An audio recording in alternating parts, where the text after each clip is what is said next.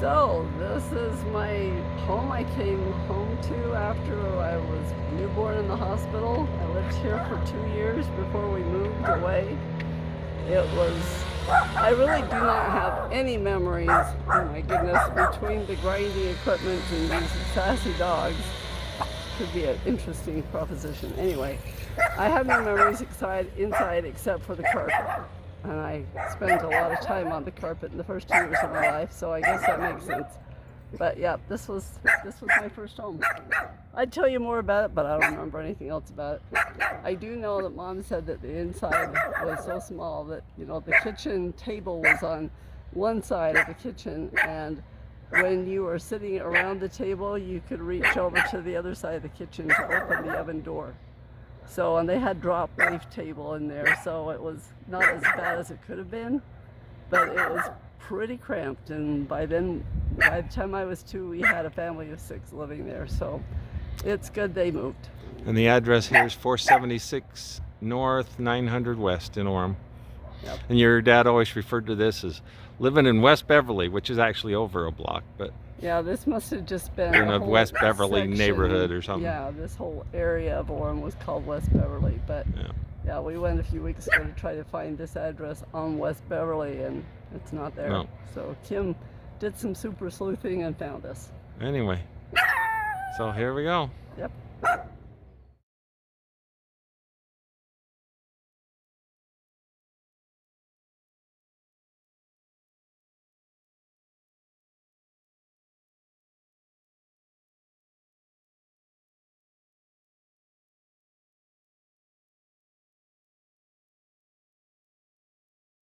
This is my home, the only home I remember. I lived here from the time I was 2 until, well, even in college I lived here all except for one semester until I got married at age 21. So this has all my memories. My bedroom was the front southwest corner, so right. I remember that bedroom because I came in the middle of the night knocking on your window. Yeah, you did. It scared me to death. But yeah, it was a great place to live. It was kind of the place to play in the neighborhood because we had this great backyard it had a hill, and we'd put our sleeping bags on the hill and have big sleepovers, and there was a big old willow tree that we liked to climb up in, and we could swing out of grab a branch and swing out over the yard and drop, and there was a platform up there. I remember that willow tree. It was there when I was dating you. Yeah, it got to be a really sticky, weepy mess, and so they finally took it out. But then the epic thing was the swing irrigation and the swing. The swing. Yeah. Everybody. We'll have to walk around the side and see if the swing's still there. But everybody loved our swings because they were 3 times taller than anybody else's swings, and you could just really sail in that. But then somebody, let's walk over closer. Okay, walk closer. But then we also had the irrigation, and we didn't live in the area of town where there was a swimming pool. And parents were not used to, in those days, catering to children's wants. And we did have Sierra Recreation where they'd come around on a bus and pick us up once a week, so we had that. But I mean, to have an irrigation that was 8 inches deep in your own backyard, and we would run and play in that, and then we'd go sailing on that swing clear the heck up in the sky, and then drag our feet in the irrigation and just splash all over the place. And it was a lot of fun to have everybody, and the kids would come over, and I don't know why, but we'd play Annie-I over the house with a ball.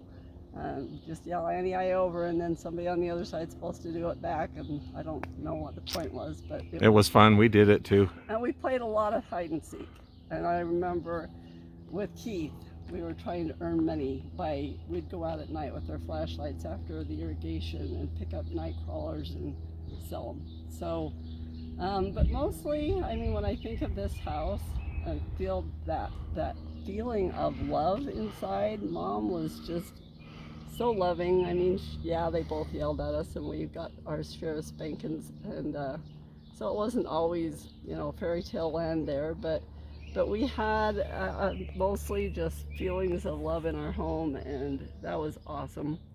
Um, I remember picking cherries out in the garden on my birthday. Dad really helped us learn to work.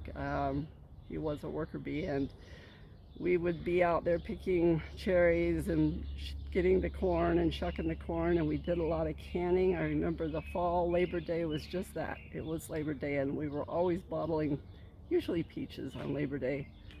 But yeah, they taught us to work. We had fun in the summertime, mostly with family reunions, but this place was wonderful memories in and of itself. So while it's been 2.5 years, no, 3 years since Dad died now, so it's not as nice as it was before, but it hasn't changed that much, which makes me happy. They've changed the front door on it since your dad died, but I just remember coming up to that door, kind of scared to pick you up for a date, having to meet your family, and your mom was so loving and welcoming and brought me in, and it turned out to be a fun place to come, which I did often. Oh, meals.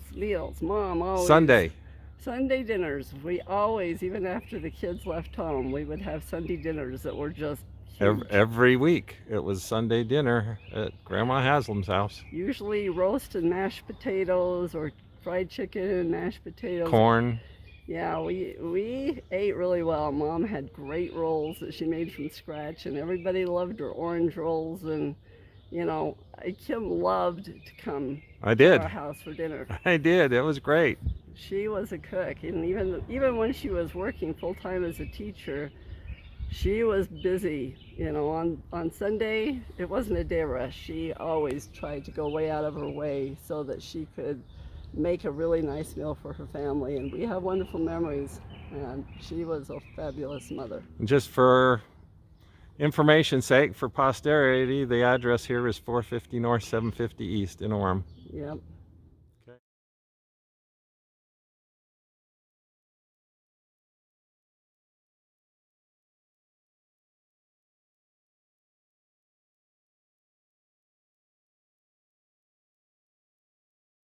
Hi, now we're on 3rd South and just like 930 West in Provo. This is the house that my family lived in when I was born. And we actually just went around the corner of the house on the east side, and in the window well on the corner of the house there is my handprint, my name, and the date, which is September 10th, 1955, when my dad did that. And my grandpa built this house, my grandpa's construction company, and my dad worked for him and his dad. And so my dad bought the house from the construction company, brand new, and it didn't have a basement in it when my family moved in. But after I was born, my dad decided they needed more rooms in it. So he hand dug the basement with a shovel, just him digging. And once he got the basement dug partway, he started mixing up concrete in the front yard with water and cement and sand and gravel in a mixer, and he poured the whole foundation and footings by himself.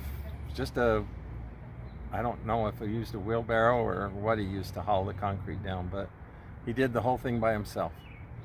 And then we had a basement for more kids' rooms and stuff.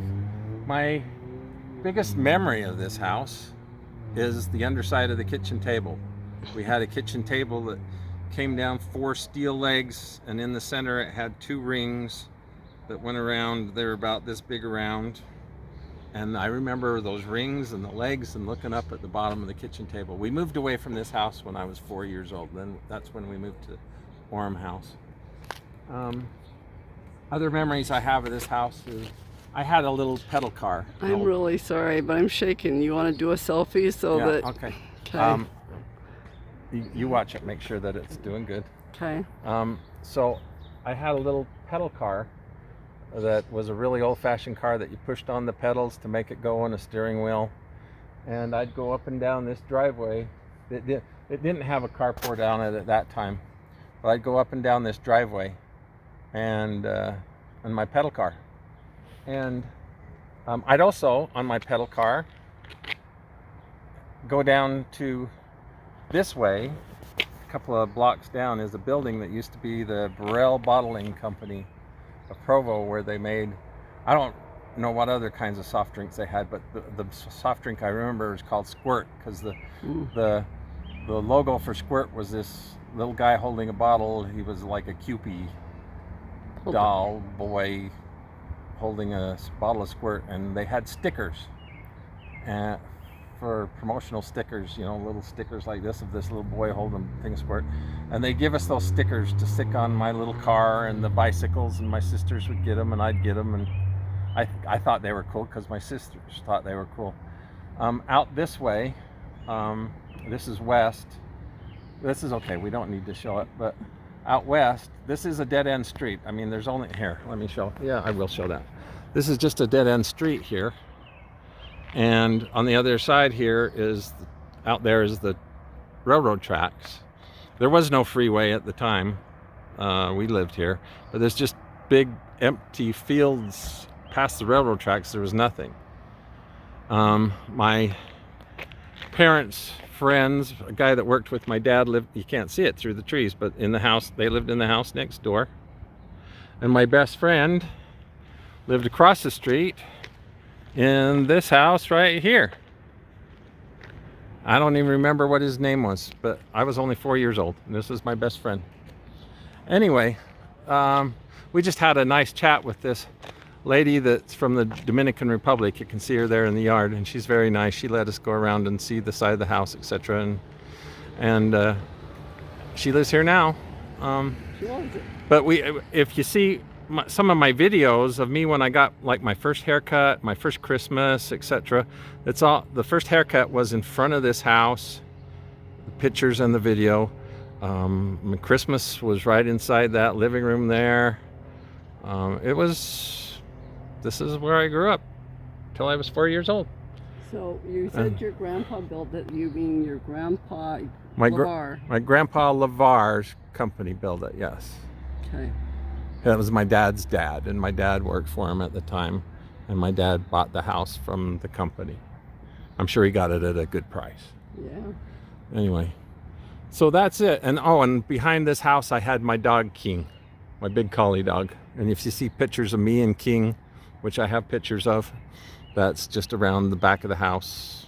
Did the dog get stolen while you were here? No, the dog, after we moved to Orem is when the dog got stolen out of our backyard. Okay. Okay, see ya.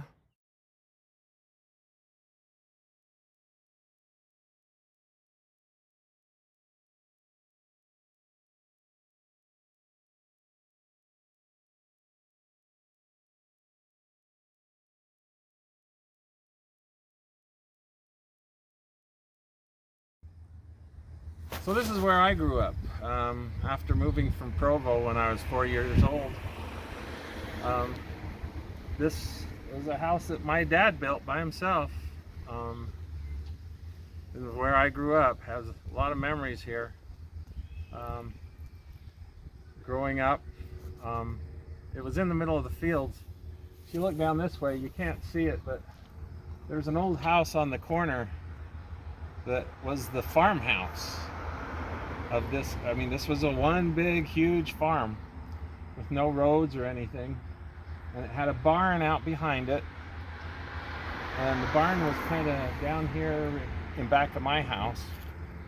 And we built the house, and we first moved into the basement while my dad built the upstairs.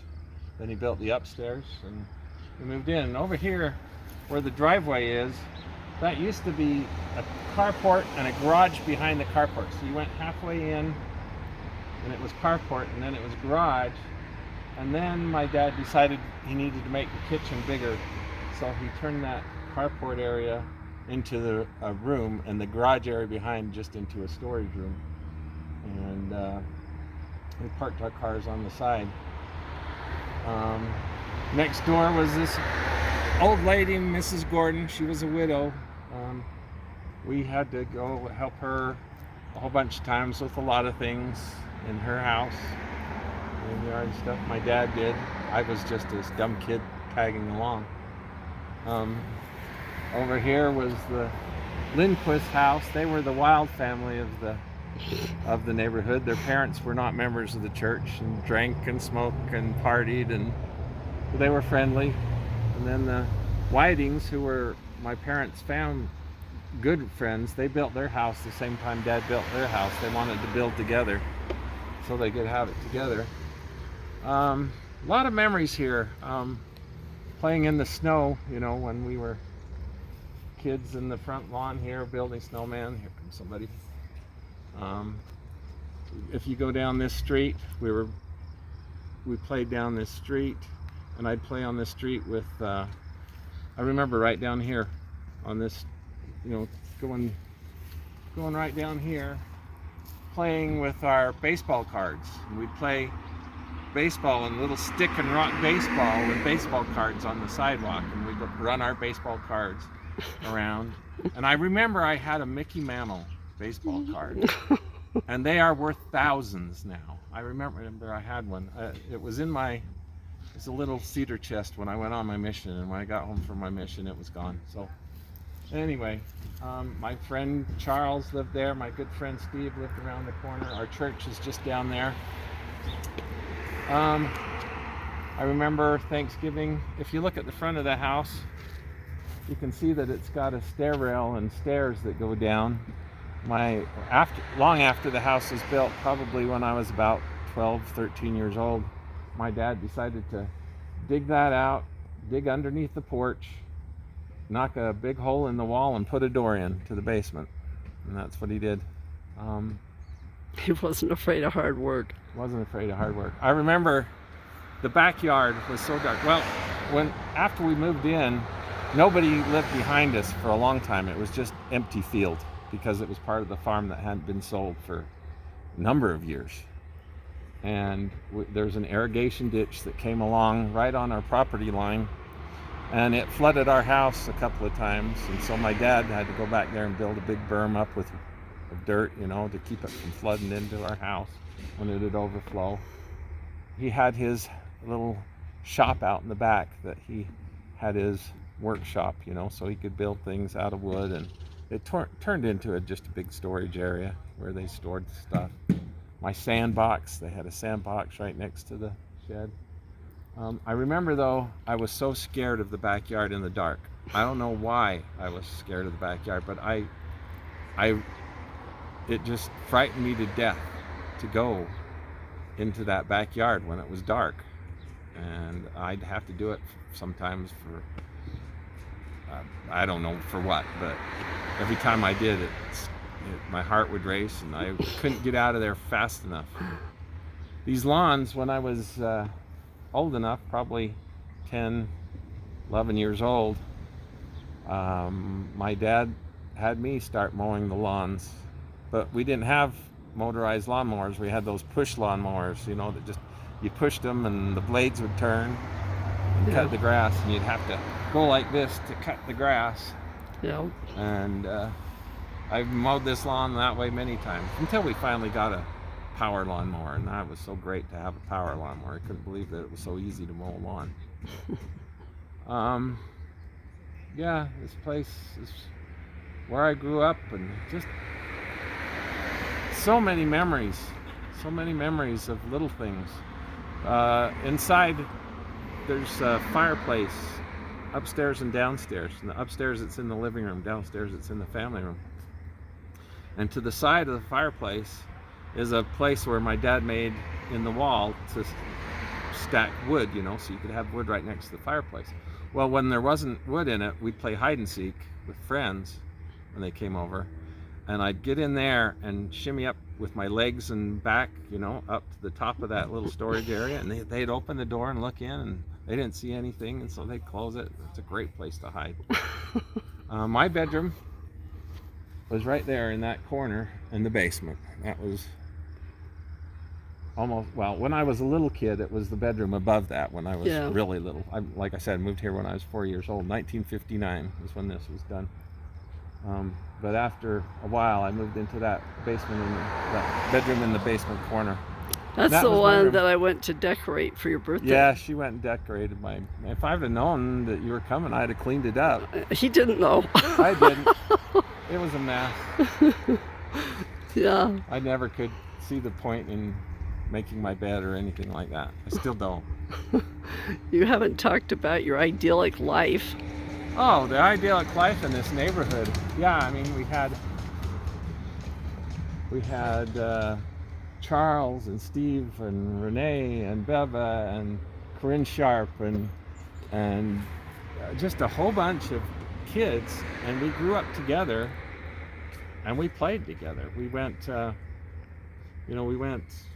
just kind of did everything together. When we got older, teenagers, we'd come over here. Also, this school, after we'd lived here a while, they built the Sarah Park Elementary School across the street from us. This is not it. No. Because this is the first time I've been here in a long time, and that school that they built there when we lived here has been torn down, and they built a new school. Well, it used to be called Sarah Park. It used to be called Sarah Park Elementary. Now it's Centennial Elementary. Yeah. So, but then the Sarah Park is right over there. So we had the school, the park, and the church is across from the park up there. And we would play night games. We'd play hide and seek. We'd play kick the can. We'd play so many things. One thing, the school that was there, it had beams on the outside. It had the big lunchroom with the beams that was taller than the rest of the school. And those beams were they were I-beams, and they were about this wide sticking out of the wall, on the outside of the wall, just enough to wedge your feet in. So you could wedge your feet in and hold on to the I-beam and just shimmy right up to the roof. And we climbed up on top of the roof many times. Of course, you can't do that now because they tore it down. That's right. What a shame. But then you didn't go on to talk about what's on the other side of this park, within the park. Oh, the other side of the park was Orem City Library was there. Sierra Swimming Pool was there. Sierra Theater was there. Still is. Yeah. But yeah, growing up here, having these two parks, the school and the park, and the library and the theater and the swimming pool, all right here within walking distance. Every Thanksgiving, my mom would give me enough money. The Sarah Elementary Sarah Theater had a matinee every Thanksgiving day, and so people all around here all sent their kids to it. So the moms, I guess, could get them out of their hair. But yeah, she'd send me with a quarter or whatever it was. I think it was a quarter to go to the matinee. And to go to the matinee, and it was an ideal place to grow up. I mean, everything we needed and everything we wanted was right here. And the kids in the neighborhood, we all were so close. We just played together all the time. Boys and girls, didn't matter. Yeah. In fact, the more the merrier. We were all just good friends. Yeah. And then the high school was a half block north of here. The high school is just a half block north of here, and I would have stopped there to show you the high school, but again, it's been totally torn down. The high school that Marilyn and I went to is no longer there. Where it stood is now a parking lot for the high school that was in the parking lot of our high school, and it's totally different. And then walk about 3 blocks this way was the junior high school, which was previously Lincoln High before they built Orem High. It was the high school, and then it was the junior high, and it's been torn down for years. Across the street from it was the Spencer Elementary School, where I went to school in kindergarten and first grade, and then in 6th grade there were too many kids to go to this school, so they opened that one back up, the Spencer Elementary School, the old building, for 6th grade. So that's where I went to 6th grade. And I didn't learn till long after, when I saw pictures and saw news stories, is that my grandpa and great-grandpa were the ones that built that elementary school. That's Again, so cool. Spencer, just no longer there. Do you have pictures of it? I've got a picture of it that's not very good. But Better than nothing. yeah, it's better than nothing. I found it on the internet. So, But this is where I grew up. What else do you want to know? have you noticed the common theme here? Every place where Kim went to school, they had to tear it down later. Tear down.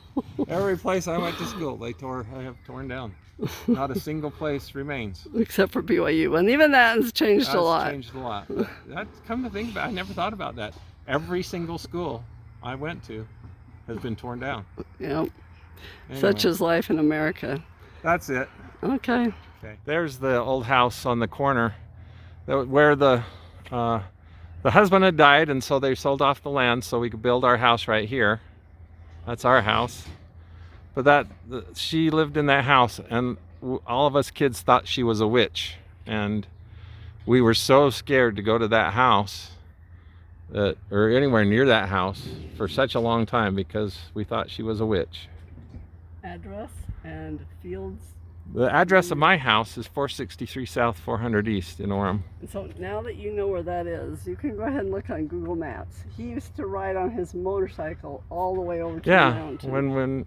When I was probably 12 years old, my dad had a tote goat thing, and I'd ride from here, our house, clear over to the mountain and back without crossing anybody's. It was just fields. Well, it was their land, I'm sure, but it was just fields, the open fields. No fences, just open fields. No houses, no fences, no anything. And this area right here was just a dirt road in the middle of this farmland. Well, and when we were kids too, I mean, along State Street in Orem, there was the Sarah Theater and swimming pool. There was like 2 grocery stores and 2 restaurants. A barber shop. And a sporting goods store. And that was it. That was it in Orem. That was all. Everything on State Street. Yeah. So, yeah, you could say it's I got to say one more thing about my house. See that light pole over there? It's a different light pole than when I lived there, but there was a light pole when I lived there. But yeah, we used to go down to the school, down to the Spencer School, because they didn't water their lawn with sprinklers or anything. They irrigated it. And we go down there when they irrigated, and we pick up all the worms. And then I had a sign stuck up to that pole there, the old one that was there, that said Kim's Crawlers with a big K. The K was for the Kims and for the crawlers. And I sold night crawlers to people going fishing. I did that for a couple of years. My street was on a dead end. Yeah. This one was through, cleared. Yeah, this is a through street. So we had a lot more traffic. It worked out well.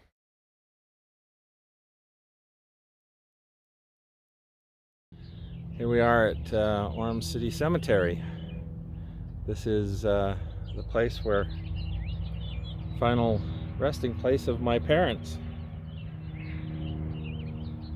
Jack and Marilyn Groneman. I remember her funeral.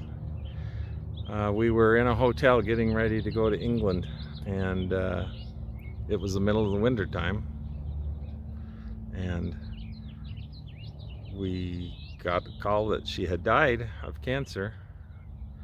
And so Marilyn and the kids stayed out in the hotel in Virginia, and they extended our stay there, and I was able to come home for the funeral. Marilyn and the kids had to stay there, but I remember standing at this spot, and they'd cleared off the snow, and they'd made it so we could, sit around the grave site. And there it is. You can see the grave. And it was a sad day, and I got to sit around with my brothers and sisters and my dad. Your brothers? I mean, my sisters and my dad. Yeah, my siblings, I should say, and my dad. And talk about good times we had. And then of course my dad died when he was living in our basement, and he was so frail and sick for so long, and wishing that he could join my mom. And that was just kind of a sad time, but it's just part of life. Here's my my mom's parents right there, and then I have an uncle and aunt over here on my mom's side, the Christensens, my uncle Jim and Aunt Helen, and then my sister Patty, who struggled so long with so many ailments throughout her life, and you know, she died in the hospital. I was with her when she died. Yeah, we were. We were with her when she died in the hospital. She'd had a blood clot go to her brain and basically kill her brain, and they had her on life support, but then they took off the life support. But you know, I look around at all the grave sites here, and the grave sites, you know, the dates of my parents and the dates of my sister, and I realize that we are on this earth for such a short time, and you know, it's just a really small little blip that we're here in the concept of eternity.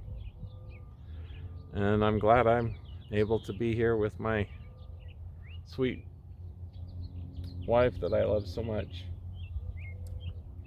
Yeah, And you know, let me turn this around. We're right here at the foot of Mount Timpanogos, which is what we saw growing up, and it was one thing standing at this cemetery and looking down at my parents' headstone and their graves makes me wish that I would have appreciated them more when they were alive. I took them for granted because they were always there through my whole life. But I wish I would have taught to them more. I wish I would have cared more about their lives. But that's the way it is. Kids have their own lives, and they just don't learn compassion or you know, that kind of understanding until we get old ourselves, which we are. Yeah, we get it. So that's why we can wish we had done things better and differently. Yeah. Anyway, this is where they will be for a long time. When you get resurrected, it will be in Highland, not here. So yeah, we're gonna get buried in Highland, so we'll be apart from them. Yep. But I love them so much. They were good people. They were so good to me. They were such good. Oh, on the headstone, I want to show you something. It says married May 3rd, 1942, sealed August 21st, 1965. I remember that down in the Manti Temple. And what I remember about that is that I got put in a room, just a blank room with an adult.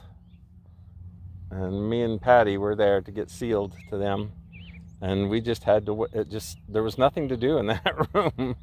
And we just waited so long. It just seemed like forever that we had to wait.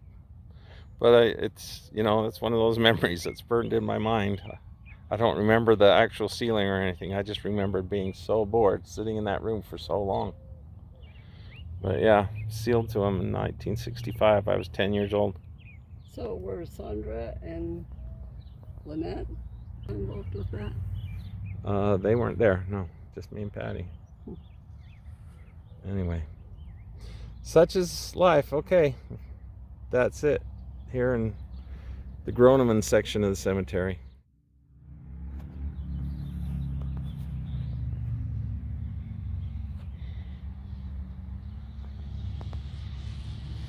So here we are at my loving parents' grave. I was really blessed to have great parents, and you know, when I was growing up, I thought everybody's parents were like mine, and I have since learned that they are not. And I was really blessed to live in a home where we were loved.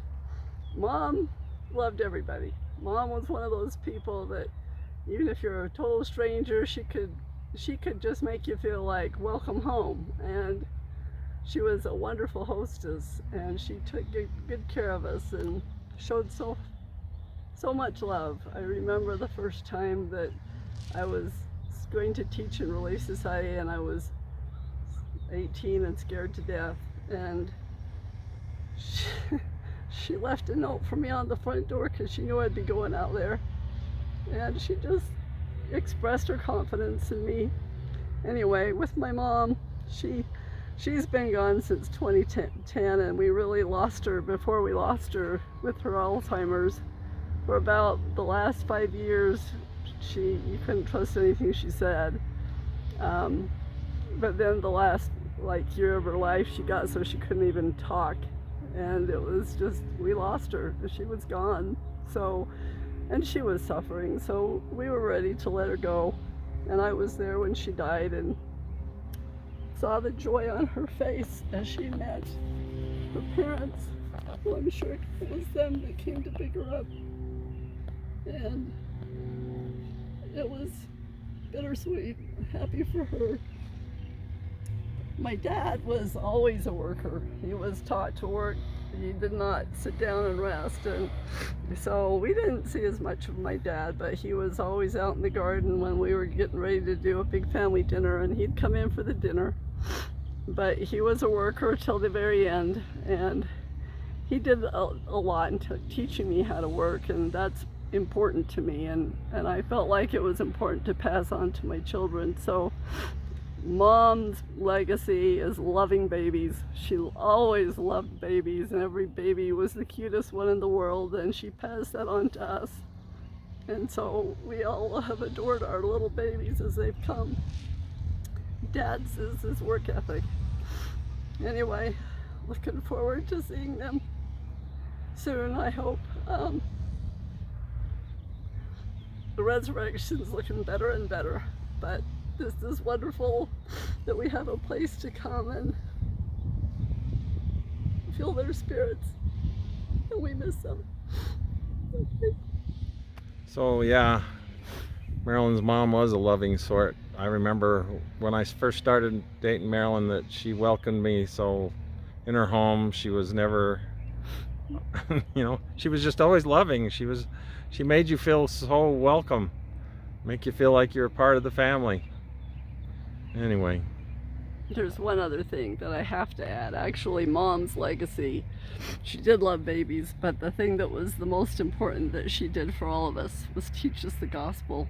And we all know, and it has blessed our lives, our children, our grandchildren, because they have the gospel, which helps. It's the plan of happiness. And Mom, because Dad was so busy, it was nearly up Mom, always Mom, that taught us, did the family home evening lessons and called us for prayer and stuff.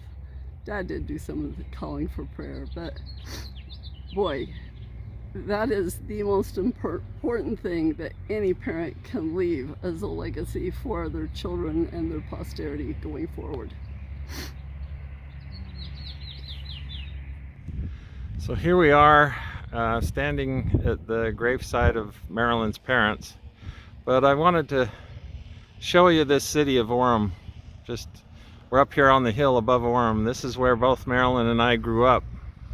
We have so many memories here. When we moved here, it was just mostly orchards and a few subdivisions here and there, and Orem was just a little, they used to call it Provo Bench because it was just a community small place next to Provo. This is where we grew up. This is where we met, where we fell in love, and where our whole lives happened in our youth. I remember thinking that I never wanted to move out of Orem. Orem would be my home forever, and I never wanted to be anywhere else. Well, it's a totally changed place now. I mean, yeah, this is Orem you're looking out over, and there's Utah Lake down there, but it's nothing like the place where we grew up. Anyway, go ahead, dear. Anything you want to say? Yeah.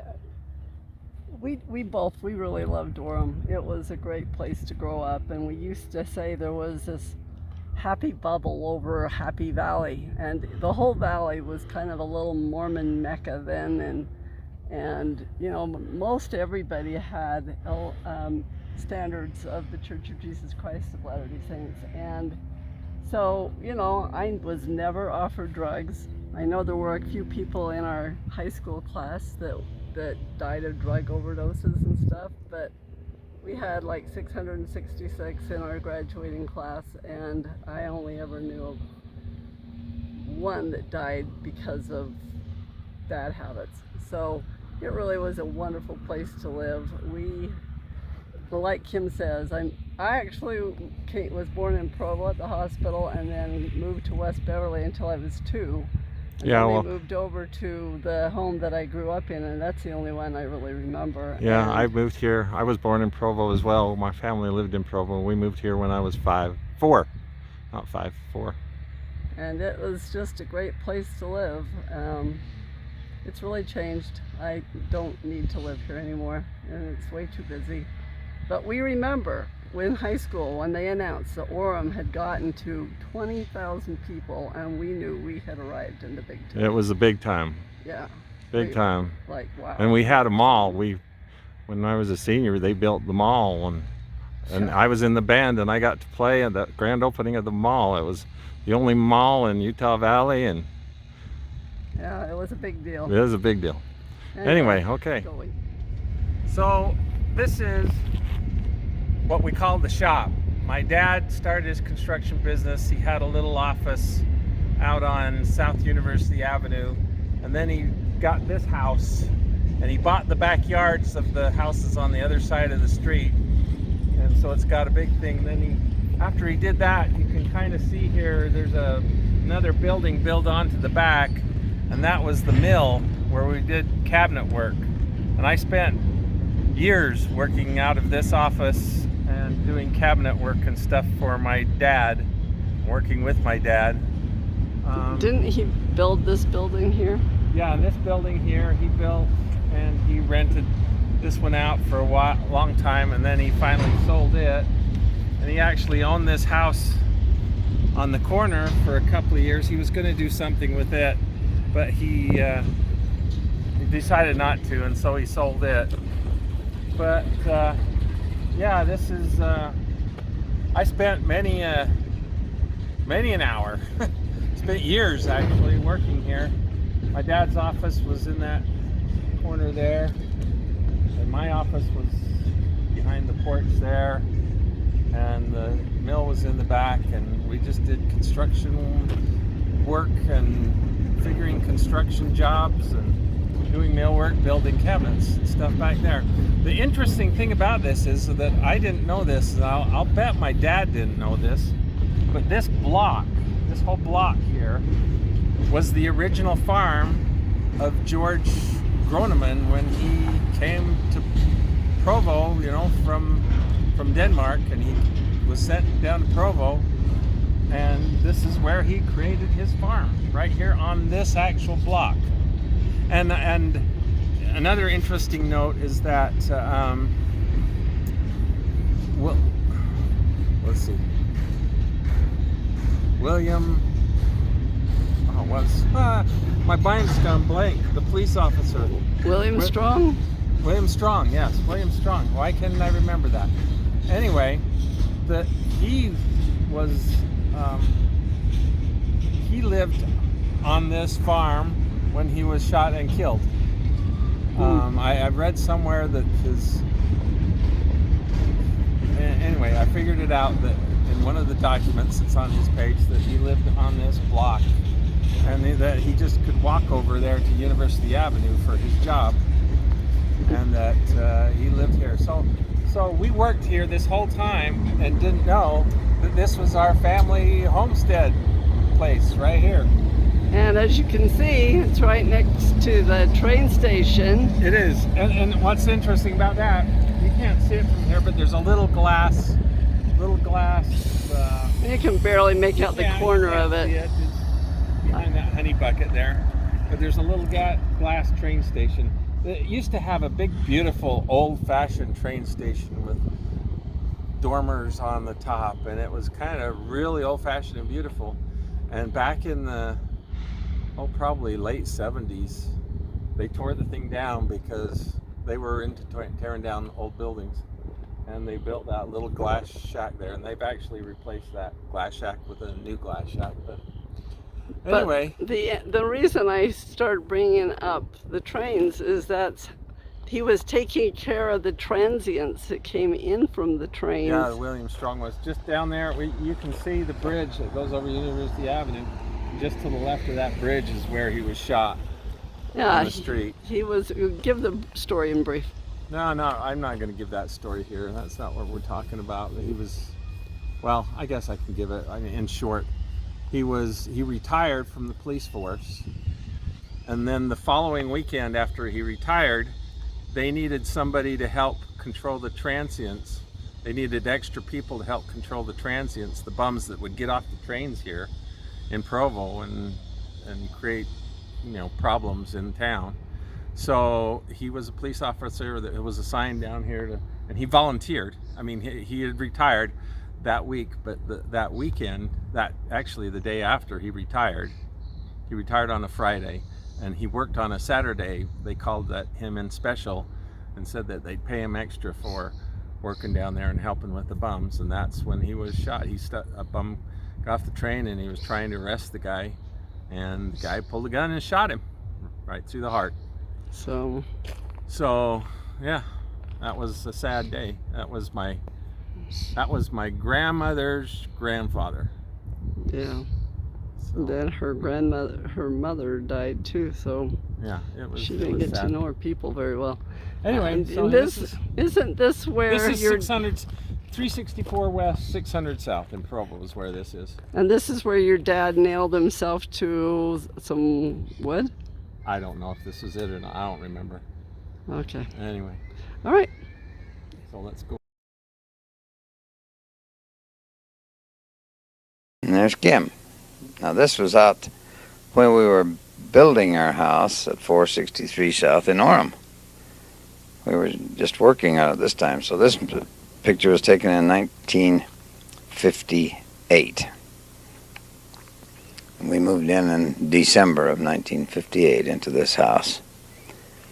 But this was in the construction stage, and you notice there isn't any houses anywhere around us at this time. There was one on the south side of us, and that was all. The rest of it was just fields. So the road out in front at this time was just dirt also. That's Pearl and another fellow that was working with us, working on tying the reinforcement. This is Kim when he was a lot younger. This is when he was less than a year old. And he's all dressed up, no place to go, I guess. You're getting along pretty good there, though. I wonder where, there you go. Now this is our house on 930 West 300 South in Provo. There's the house where Phil and Juanita lived on the corner. And someone was pushing the trigger the wrong way on the camera again here and got it in fast motion here. Now this is your first haircut, Kim. This is the first haircut that you had in your life.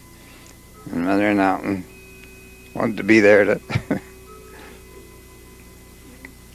sharing that haircut. And this is when you was 9 months old. Kim was 9 months old here. And this is Christmas time. The boy. Now be careful. Be careful. Yeah, whatever it isn't moving. So we'll get it. Oh, there we go. Found something on the floor. Gonna eat it? I remember I had to rig up a reflector, so what I took was an aluminum pie plate, punched a hole in it and put a light globe by it to reflect the light to take these pictures. Oh, that hurt. We tried to get you to walk, but you just wouldn't do it. You'd get down on your hands and knees and you'd crawl. I had some cookies or something in that glass. And tried to get you to walk to it, but you didn't do that. There, that's the way to get them. Uh-huh. It's good to eat anyway, whatever it was. Yep, it must have been good to eat. At least you're chomping down on it. Really chomping down on it. That was your first Christmas anyway, and there's your sister Patty. There's your Pat.